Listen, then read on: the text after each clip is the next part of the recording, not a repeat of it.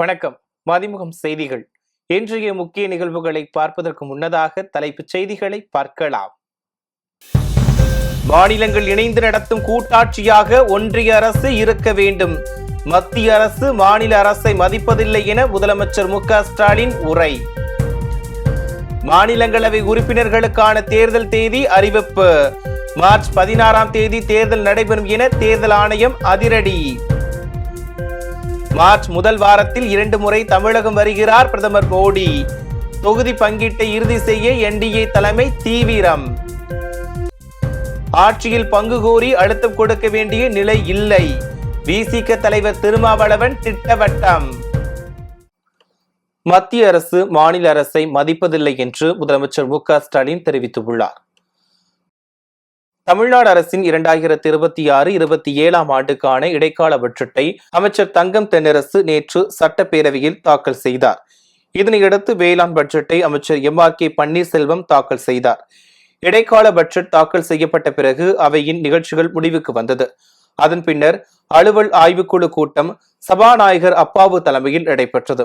அதன் பிறகு நேற்று தாக்கல் செய்யப்பட்ட இடைக்கால பட்ஜெட் மீதான விவாதம் சட்டமன்றத்தில் இன்று நடைபெற்றது.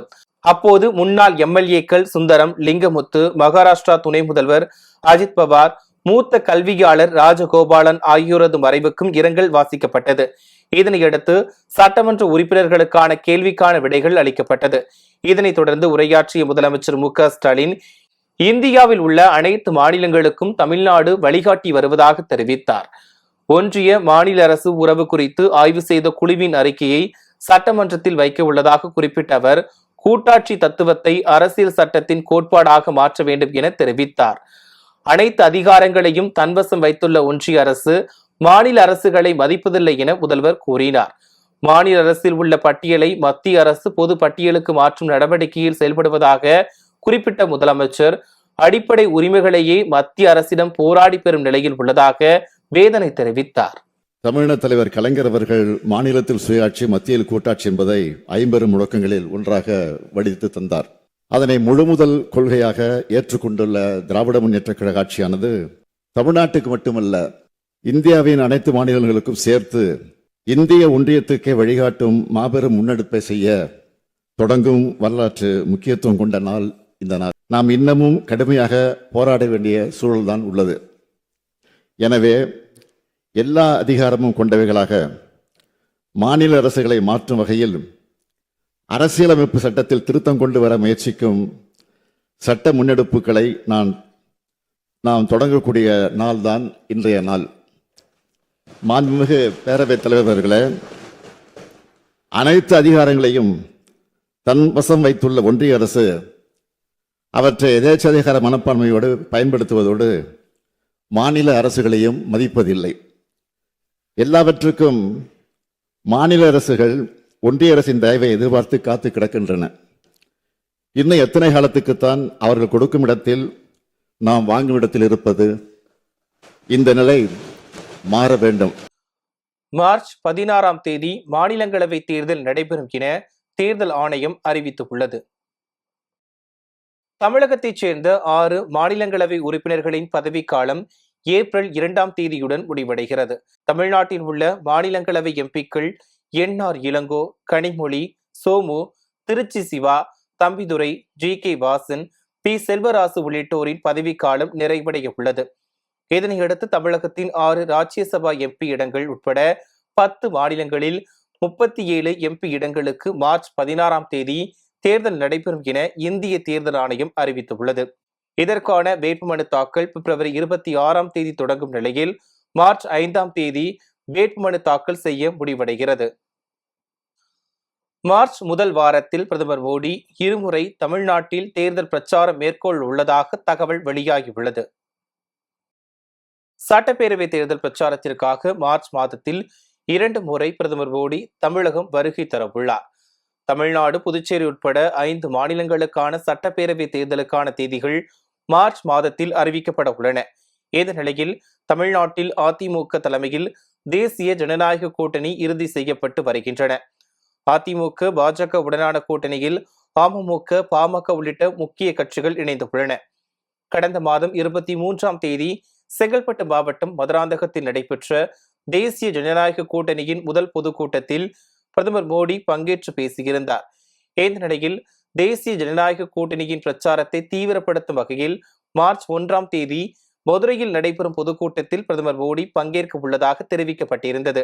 தொடர்ந்து மார்ச் 6ஆம் தேதி வேலூரில் நடைபெறும் பொதுக்கூட்டத்தில் பிரதமர் பங்கேற்க உள்ளதாக தகவல்கள் தெரிவிக்கின்றன.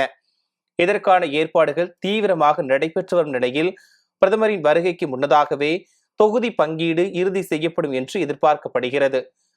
மார்ச் 1ஆம் தேதி மதுரையில் பிரச்சாரம் மேற்கொள்ளும் பிரதமர் மோடி 6ஆம் தேதி வேலூரில் பிரச்சாரம் மேற்கொள்ள உள்ளது அரசியல் வட்டாரத்தில் பரபரப்பை ஏற்படுத்தியுள்ளது. ஆட்சியில் பங்கு கோரி அழுத்தம் கொடுக்க வேண்டிய நிலை இல்லை என விசிக தலைவர் திருமாவளவன் தெரிவித்துள்ளார். திமுக கூட்டணியில் உள்ள காங்கிரஸ் ஆட்சி அதிகாரத்தில் பங்கு என்ற கோரிக்கைக்கு அழுத்தம் கொடுத்து வருகிறது. ஆனால் திமுக தலைவரும் முதலமைச்சருமான மு.க.ஸ்டாலின் ஆட்சி அதிகாரத்தில் பங்கு என்பது தமிழ்நாட்டிற்கு ஒத்து வராது என திட்டவட்டமாக கூறிவிட்டார். இந்நிலையில் சென்னையில் செய்தியாளர்களிடம் பேசிய திருமாவளவன் திமுக காங்கிரஸ் கூட்டணி உடையாது என்றும் காங்கிரசுடன் இணைந்து ஆட்சியில் பங்கு கோரி அழுத்தம் கொடுக்க வேண்டிய நிலையில் விசிக இல்லை எனவும் திட்டவட்டமாக தெரிவித்தார். ஆட்சியில் பங்கு கேட்பது தவறில்லை என குறிப்பிட்ட அவர் அவ்வாறு கேட்பதால் கூட்டணியில் விரிசல் ஏற்படும் என்ற அர்த்தமில்லை எனவும் கூறினார்.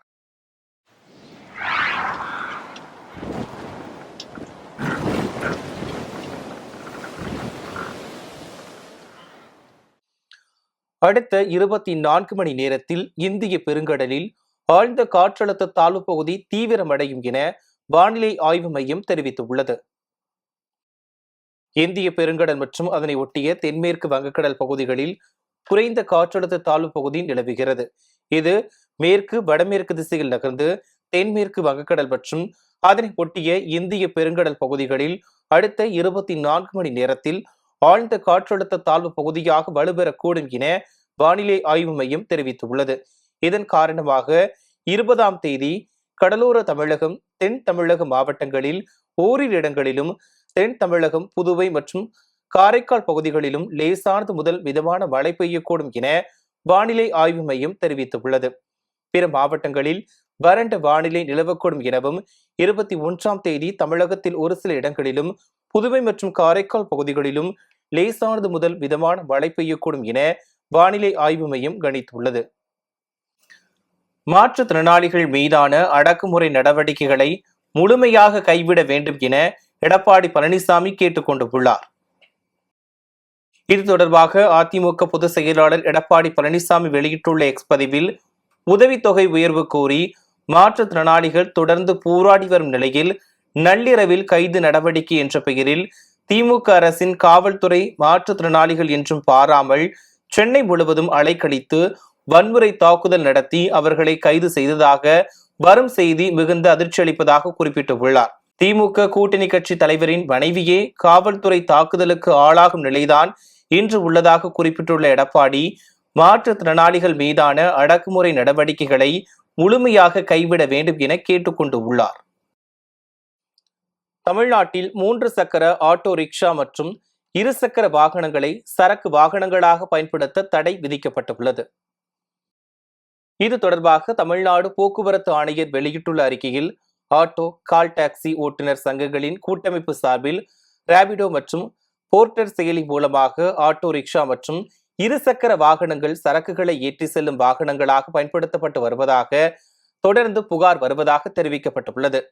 இந்நிலையில் சம்பந்தப்பட்ட செயலிகள் மூலம் இயக்கப்படும் இந்த வாகனங்களை ஆய்வு செய்து சரக்குகளை ஏற்றி செல்லும் 2 சக்கர வாகனங்களை சிறைபிடிக்குமாறும் உத்தரவிடப்பட்டுள்ளது. தடையை மீறி இயக்கப்படும் வாகனங்கள் சோதனையின் போது கண்டறியப்பட்டால் சிறைபிடிக்கப்படும் என எச்சரிக்கை விடுக்கப்பட்டுள்ளது.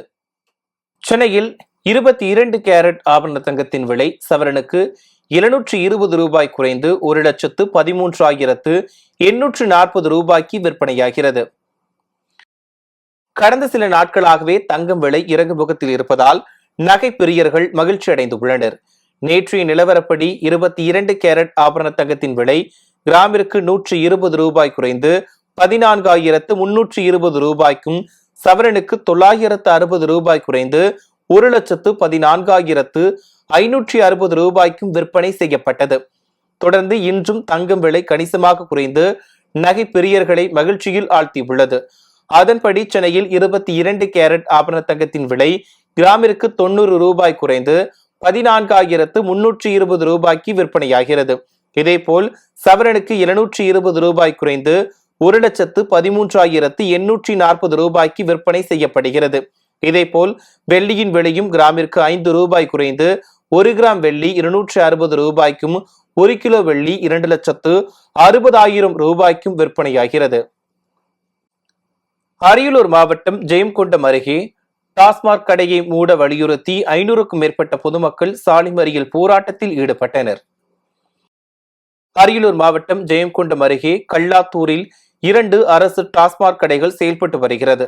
2 கடைகளும் வடவீக்கம் சாலையில் பொதுமக்கள் குடியிருப்பு பகுதியில் செயல்படுவதால் கிராமத்தில் உள்ள கூலி தொழிலாளிகள் மற்றும் இளைஞர்கள் வெகுவாக பாதிக்கப்படுவதாக கூறி வேறு இடத்திற்கு மாற்ற வேண்டும் என கடந்த 2 வருட காலமாக பொதுமக்கள் போராடி வருகின்றனர். இந்நிலையில் கடந்த ஒரு வாரத்திற்கு முன்பு இதே கோரிக்கையை வலியுறுத்தி 200க்கும் மேற்பட்ட பெண்கள் சாலை மறியல் போராட்டத்தில் ஈடுபட்டனர். அப்போது பேச்சுவார்த்தைக்கு வந்த போலீஸ் மற்றும் அதிகாரிகள் வேறு இடத்திற்கு மாற்ற நடவடிக்கை எடுக்கப்படும் என உறுதியளித்தனர். ஆனால் இதுவரை நடவடிக்கை எடுக்காததால் அதிருப்தி அடைந்த கிராம பொதுமக்கள் கல்லாத்தூர் கடை வீதியில் போராட்டத்தில் ஈடுபட்டனர். இதனால் ஜெயங்கொண்டம் விருதாச்சலம் தேசிய நெடுஞ்சாலையில் 1 மணி நேரத்திற்கு மேலாக போக்குவரத்து பாதிக்கப்பட்டது. ரயில் சேவையில் நாகை மாவட்டத்தை புறக்கணிக்கும் ஒன்றிய ரயில்வே நிர்வாகத்தை கண்டித்து 500க்கும் மேற்பட்டோர் ஆர்ப்பாட்டத்தில் ஈடுபட்டனர். நாகை இந்திய வர்த்தக தொழிற்குழுமம் சார்பில் ரயில் சேவையில் நாகை மாவட்டத்தை புறக்கணிக்கும் தென்னக ரயில்வே நிர்வாகத்தை கண்டித்து வணிகர்கள் கடையடைப்பு போராட்டத்தில் ஈடுபட்டனர். அதில் நாகை தஞ்சாவூர் இடையே இருவழி பாதையாக ரயில் சேவையை விரிவுபடுத்த வேண்டும், சென்னை எக்மூர் வரை மீண்டும் கம்பன் விரைவு ரயில் சேவையை இயக்க வேண்டும், வேளாங்கண்ணி பேராலயம், நாகூர் தர்கா, சிக்கல் சிங்காரவேலர் ஆலயத்திற்கு வரும் பக்தர்கள் பயன்பெறும் வகையில் கூடுதல் ரயில் சேவைகளை நாகையிலிருந்து விரிவுபடுத்த வேண்டும் உள்ளிட்ட பல்வேறு கோரிக்கைகளை நிறைவேற்ற வலியுறுத்தி கண்டன முழக்கங்களை எழுப்பினர். இந்நிலையில் வரும் 25ஆம் தேதி திருச்சியில் துறை ரீதியாக பேச்சுவார்த்தை நடத்தப்படும் என ரயில்வே நிர்வாகத்தினர் தெரிவித்ததன் அடிப்படையில் ரயில் மறியல் போராட்டம் திரும்ப பெறப்பட்டது. மக்களுக்கான அடிப்படை வசதிகள், பயணிகள் செல்வதற்கு எந்த வசதியும் ஏற்படுத்தவில்லை.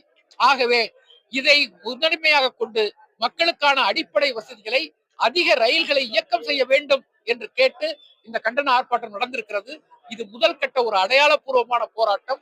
அடுத்தது இந்த கோரிக்கைகளை வலியுறுத்தி 25ஆம் தேதி ரயில்வே கோட்ட மேலாளர் டிஆர் பேச்சுவார்த்தை நடத்துவதாக இங்கே அறிவித்திருக்கிறார்கள். அந்த பேச்சுவார்த்தைக்கு பிறகு அதுவும் நடைபெறவில்லை என்று சொன்னால் இங்க இருக்கிற பகுதி அனைத்து பகுதி வர்த்தக பெருமக்களையும் பொதுமக்களையும் அரசியல் கட்சி தலைவர்களையும் அழைத்து மிகப்பெரிய கூட்டத்தை நடத்தி நாகப்பட்டினத்திலிருந்து எந்த ரயிலையும் இயக்காமல் நாங்கள் நிறுத்துவோம், அந்த நிறுத்துகிற போராட்டத்தை நடத்துவோம் என்கிற உறுதியோடு இந்த போராட்டம் என்பது இன்றைக்கு நிறைவுள்ளது. நாமக்கல் மாவட்டம் ராசிபுரம் அருகே நடைபெற்ற மாபெரும் ஜல்லிக்கட்டு போட்டியை நாடாளுமன்ற உறுப்பினர் ராஜேஷ்குமார் கொடியசைத்து துவக்கி வைத்தார். ராசிபுரம் அடுத்த நாமகிரிப்பேட்டை ஒன்றியத்திற்குட்பட்ட மங்களாபுரம் தாண்டா கவுண்டன் பாளையம் பகுதியில் மாபெரும் ஜல்லிக்கட்டு போட்டி நடைபெற்று வருகிறது. இப்போட்டியில் நாடாளுமன்ற உறுப்பினர் ராஜேஷ்குமார் கலந்து கொண்டு மாடுபிடி வீரர்களுடன் உறுதிமொழி ஏற்று போட்டியை கொடியசைத்து துவக்கி வைத்தார். இதில் பல்வேறு மாவட்டங்களில் இருந்தும் சுமார் 750க்கும் மேற்பட்ட காளைகள் மற்றும் 400க்கும் மேற்பட்ட மாடுபிடி வீரர்களும் கலந்து கொண்டனர். இந்நிலையில் மாடுபிடி வீரர்கள் மற்றும் காளைகளுக்கு மருத்துவ குழுவினர் பரிசோதனை அளித்த பிறகு போட்டியில் களமிறங்கினர். தொடர்ந்து வாடிவாசல் வழியாக துள்ளி குதித்து சீறி பாய்ந்து வந்த காளைகளை மாடுபிடி வீரர்கள் போட்டி போட்டு அடக்கினர். இறுதியாக காளைகளை அடக்கிய மாடுபிடி வீரர்களுக்கு சைக்கிள், சில்வர் பாத்திரம், மிக்சி, கிரைண்டர் உள்ளிட்ட பல்வேறு பரிசு பொருட்கள் வழங்கப்பட்டது. இந்த ஜல்லிக்கட்டு போட்டியை காண சுற்றுவட்டார பகுதிகளில் இருந்தும் ஏராளமான பொதுமக்கள் கலந்து கொண்டு ஆரவாரத்துடன் கண்டு ரசித்தனர். வெளி மாநிலங்களிலிருந்து தமிழகத்திற்கு அதிக அளவில் கஞ்சா கடத்தப்பட்டு வருவதை தடுக்க தீவிர நடவடிக்கை மேற்கொள்ளப்பட்டு வருவதாக திண்டுக்கல் காவல்துறை துணைத் தலைவர் தெரிவித்துள்ளார். நெல்லை மாவட்டம் நாங்குநேரை அடுத்து பொத்தையடி கிராமத்தில் 1.2 டன் கஞ்சா போலீசார் முன்னிலையில் பாதுகாப்பாக தீயில் இட்டு எரிக்கப்பட்டது. திண்டுக்கல் மற்றும் தேனி மாவட்டங்களில் சுமார் 1.2 டன் கஞ்சா பொருட்களை போலீசார் பறிமுதல் செய்தனர். இவற்றை நீதிமன்ற உத்தரவுப்படி திண்டுக்கல் மாவட்ட காவல்துறை துணைத் தலைவர் சாமிநாதன் மற்றும் மாவட்ட கண்காணிப்பாளர் பிரதீப் தலைமையில் நாங்குநேரி பொத்தையடி கிராமத்தில் அமைந்துள்ள தனியார் எரியூட்டு மையத்தில் போலீசார் தீயிட்டு அழித்தனர். இதுகுறித்து டிஐஜி சாமிநாதன் பேசிய போது, தமிழகத்தில் பெரும்பாலும் வெளி மாநிலங்களிலிருந்து கடத்தப்பட்டு கஞ்சா ஊடுருவி வருவதால் இதனை உன்னிப்பாக கண்காணித்து வழக்குகள் பதிவு செய்து நடவடிக்கை எடுத்து வருவதாக தெரிவித்தார். 290 கஞ்சா வழக்குகளில் கைப்பற்றப்பட்ட சுமார் 1330 கிலோ கஞ்சாவை இன்று எல்லாமே டிஸ்போஸ் பண்ணியிருக்கோம். இதுல 1330 கிலோ கிட்டத்தட்ட ஒரு 1.5 கோடி ரூபாய் மதிப்புள்ள கஞ்சாக்கள் இங்க டிஸ்போஸ் பண்ணியிருக்கோம். இது திண்டுக்கல் டிஸ்ட்ரிக்ட்லையும் தேனி டிஸ்ட்ரிக்ட்ல இருக்கக்கூடிய கேசஸ் 2009 இருந்து வந்த வழக்கல் மொத்தம் 290 வழக்கல்ல இருக்கக்கூடிய கஞ்சாக்களை இன்னைக்கு கஞ்சா வழக்கால ரொம்ப இன்டென்சிவா நாங்க ரைட் பண்ணிட்டு இருக்கிறோம். கஞ்சா வழக்கால நிறைய பூமும் சீசர் நிறைய பண்ணிட்டு இருக்கிறோம். மேக்சிமம் அதர் ஸ்டேட்ல இருந்து கொண்டுட்டு வராங்க. அதையுமே க்ளோஸா நாங்க மானிட்டர் பண்ணிட்டு இருக்கோம். இந்த வழக்கால துரிதப்படுத்தி எல்லாமே இன்டென்சிவ் ரைட் பண்ணி கேசஸ் பண்ணிட்டு தான் இருக்கோம். இந்த வழக்குகள் நிறைய பதிவு பண்ணியிருக்கோம். திண்டுக்கல் மாவட்டம் பழனியில் அருள்மிகு மாரியம்மன் கோவில் மாசி திருவிழா கொடியேற்றத்துடன் தொடங்கியது. பழனியில் பிரசித்தி பெற்ற அருள்மிகு மாரியம்மன் திருக்கோவில் அமைந்துள்ளது. இக்கோவில் மாசி திருவிழாவை முன்னிட்டு கடந்த பிப்ரவரி 6ஆம் தேதி முகூர்த்தக்கால் நடும் நிகழ்ச்சி நடைபெற்றது. தொடர்ந்து கடந்த பிப்ரவரி 10ஆம் தேதி திருக்கம்பம் அலங்கரித்து கோவில் முன்பு நிறுத்தப்பட்டு கம்பம் சாட்டுதல் நடைபெற்றது. இந்நிலையில் கடந்த செவ்வாய்க்கிழமை மாசி திருவிழா கொடியேற்றம் மற்றும் பூவோடு வைத்தல் நடைபெற்றது. கொடியேற்றத்தை முன்னிட்டு கொடி கம்பத்திற்கு சிறப்பு பூஜைகள் நடத்தப்பட்டு மாரியம்மன் சிம்ம வாகனம் பூஜை பொருட்கள் பொறிக்கப்பட்ட மஞ்சள் நிற கொடிக்கு கொடி பூஜை நடத்தப்பட்டது. தொடர்ந்து சர்வ அலங்காரத்துடன் எழுந்தருளிய அம்மனுக்கும் கொடி மரத்திற்கும் தீபாராதனை காண்பிக்கப்பட்டது. இதில் திரளான பக்தர்கள் கலந்து கொண்டு சூடச்சட்டி தீச்சட்டி எடுத்து வந்து நேர்த்திக்கடன் செலுத்தினர்.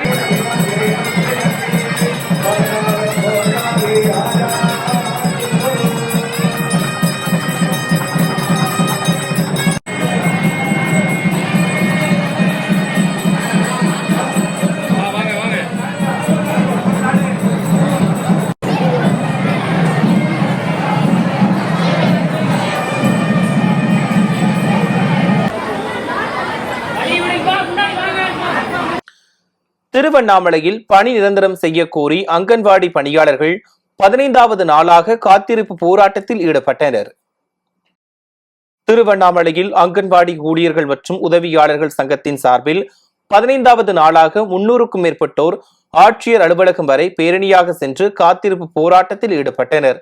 அப்போது தமிழக அரசு தேர்தல் நேரத்தில் அறிவித்த 313 அறிவிப்பின்படி அங்கன்வாடி ஊழியர்களை பணி நிரந்தரம் செய்ய வேண்டும், காலமுறை ஊதியம், பணிக்கொடை, ஓய்வூதியம் உள்ளிட்ட பல்வேறு கோரிக்கைகளை முன்வைத்து திருவண்ணாமலை மாவட்ட ஆட்சியர் அலுவலகம் முன்பாக காத்திருப்பு போராட்டத்தில் ஈடுபட்டனர்.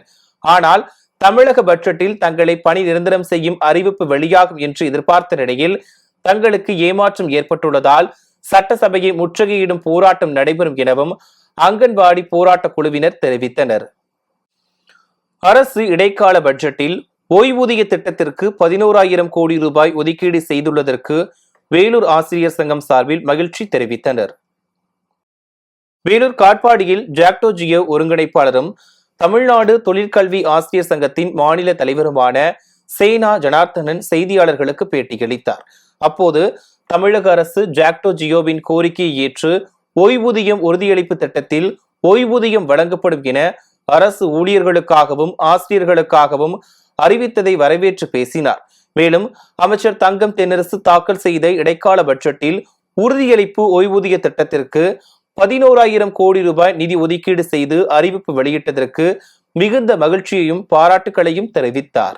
தமிழ்நாடு அரசின் புதிய அறிவிப்பான ஜாக்டோ ஜியோவின் கோரிக்கைகளை ஏற்று அறிவிக்கப்பட்ட டாப்ஸ் என்னும் தமிழ்நாடு அரசு உறுதியளிப்பு ஓய்வூதிய திட்டத்திற்காக 11,000 கோடி நிதி ஒதுக்கீடு செய்யப்பட்டுள்ளதாக அறிவிக்கப்பட்டிருப்பது ஆசிரியர்கள், அரசு ஊழியர்களிடையே நம்பிக்கையை ஏற்படுத்தியிருக்கின்றது. வெற்று அறிவிப்பாக வென்றுவிடுமோ என்று பல்வேறு ஊகங்களுக்கு பதிலளிக்கக்கூடிய வகையில இந்த பட்ஜெட்டிலே அறிவிக்கப்பட்ட ஓய்வூதிய திட்டத்திற்காக நிதி ஒதுக்கீடு செய்யப்பட்டிருப்பதை தமிழ்நாடு மேல்நிலைப்பள்ளி தொழிற்கல்வி ஆசிரியர் கழகத்தின் சார்பாகவும் ஆசிரியர் முன்னேற்ற சங்கத்தின் சார்பாகவும் ஜாக்டோ ஜியோ பேரமைப்பின் சார்பாகவும் நாங்கள் மனதார வரவேற்கின்றோம். ராமநாதபுரம் மாவட்டம் ஆர்.எஸ். மங்கலம் மற்றும் அதன் சுற்றுவட்டார பகுதிகளில் முகமூடி அணிந்த மர்ம நபர்களின் நடமாட்டம் அதிகரித்துள்ளதால் பொதுமக்கள் அச்சத்தில் உறைந்து உள்ளனர். கடந்த சில மாதங்களுக்கு முன்பு கீழக்கோட்டை பகுதியில் அர்ஜுனன் என்பவரது வீட்டில் புகுந்த மர்ம நபர்கள் 160 சவரன் தங்க நகைகள் மற்றும் பல லட்சம் ரூபாய் பணத்தை கொள்ளையடித்து சென்றனர். இந்த சம்பவம் நடந்து பல மாதங்கள் கடந்தும் குற்றவாளிகளை பிடிப்பதில் போலீசார் திணறி வருவது அப்பகுதி மக்களிடையே அதிருப்தியை ஏற்படுத்தியுள்ளது. இந்நிலையில் கடந்த வாரம் மர்ம நபர்கள் மோட்டார் சைக்கிள்களை திருடி சென்ற சிசிடிவி காட்சிகள் வெளியாகி பரபரப்பை ஏற்படுத்தியது. அதனைத் தொடர்ந்து தற்போது வட்டாட்சியர் அலுவலகம் எதிரே குடியிருப்பு பகுதிகளில் 5 முகமூடி கொள்ளையர்கள் கைகளில் கொடூர ஆயுதங்களுடன் தெருக்களில் உலா வருவதும் வீடுகளின் கதவுகளை உடைக்க முயற்சிப்பதும் போன்ற அதிர்ச்சியூட்டும் சிசிடிவி காட்சிகள் வெளியாகி உள்ளன.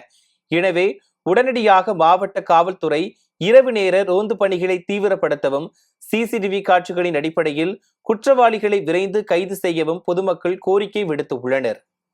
சிறையில் உள்ள இம்ரான்கானுக்கு உயர்தர சிகிச்சை அளிக்க வேண்டும் என்று பாகிஸ்தான் அரசுக்கு பல்வேறு நாடுகளைச் சேர்ந்த கிரிக்கெட் அணியின் முன்னாள் கேப்டன்கள் கடிதம் அனுப்பியுள்ளனர். கடந்த 1992ஆம் ஆண்டு பாகிஸ்தான் அணிக்கு உலகக்கோப்பையை வென்று தந்த கேப்டனான இம்ரான்கான் 2018 முதல் 2022 வரை அந்நாட்டின் பிரதமராக பதவி வகித்தார். பின்னர் 2023 ஊழல் வழக்கில் 14 ஆண்டுகள் சிறை தண்டனை விதிக்கப்பட்டு தற்போது ராவல்பிண்டியில் உள்ள அதிகாலா சிறையில் அடைக்கப்பட்டுள்ளார். சமீப காலமாக சிறை அதிகாரிகளின் அலட்சியத்தால் இம்ரான்கானின் உடல்நிலை கடுமையாக பாதிக்கப்பட்டுள்ளதாகவும் குறிப்பாக அவரது கண் பார்வை சுமார் 85% வரை குறைந்துள்ளதாகவும் வெளியான தகவல்கள் உலகெங்கிலும் உள்ள கிரிக்கெட் ரசிகர்களிடையே பெரும் கவலையை ஏற்படுத்தியுள்ளது. இதனைத் தொடர்ந்து கிரிக்கெட் உலகின் ஈடு இணையற்ற வீரரான இம்ரான்கானின் கண் பார்வையை குறைந்து வருவது தங்களுக்கு மிகுந்த மன வருத்தத்தை அளிப்பதாக குறிப்பிட்டுள்ள முன்னாள் கேப்டன்கள் இம்ரான்கான் விரும்பும் தனிப்பட்ட மருத்துவர்கள் மூலம் சிகிச்சை அளிக்க வேண்டும், கண்ணியத்துடன் நடத்த வேண்டும் என்று பாகிஸ்தான் அரசை வலியுறுத்தியுள்ளனர். இந்த கூட்டறிக்கையில் இந்திய அணியின் முன்னாள் கேப்டன்கள் கபில் தேவ், கவாஸ்கர், கங்குலி, ஆஸ்திரேலியாவின் கிரிக்கெட் சேப்பல், ஆலன் பார்டர் உள்ளிட்டோர் கையெழுத்திட்டு உள்ளனர். மீண்டும் தலைப்புச் செய்திகள். மாநிலங்கள் இணைந்து நடத்தும் கூட்டாட்சியாக ஒன்றிய அரசு இருக்க வேண்டும். மத்திய அரசு மாநில அரசை மதிப்பதில்லை என முதலமைச்சர் மு.க. ஸ்டாலின் உரை. மாநிலங்களவை உறுப்பினர்களுக்கான தேர்தல் தேதி அறிவிப்பு. மார்ச் 16ஆம் தேதி தேர்தல் நடைபெறும் என தேர்தல் ஆணையம் அதிரடி. மார்ச் முதல் வாரத்தில் 2 முறை தமிழகம் வருகிறார் பிரதமர் மோடி. தொகுதி பங்கீட்டை இறுதி செய்ய என்டிஏ தலைமை தீவிரம். ஆட்சியில் பங்கு கோரி அழுத்தம் கொடுக்க வேண்டிய நிலை இல்லை. விசிக தலைவர் திருமாவளவன் திட்டவட்டம். இத்துடன் செய்திகள் நிறைவடைந்தன. மீண்டும் செய்திகள் இரவு 8 மணிக்கு. மேலும் செய்திகளை தெரிந்து கொள்ள மதிமுகம் பிரைம் யூடியூப் தளத்தில் இணைந்திருங்கள்.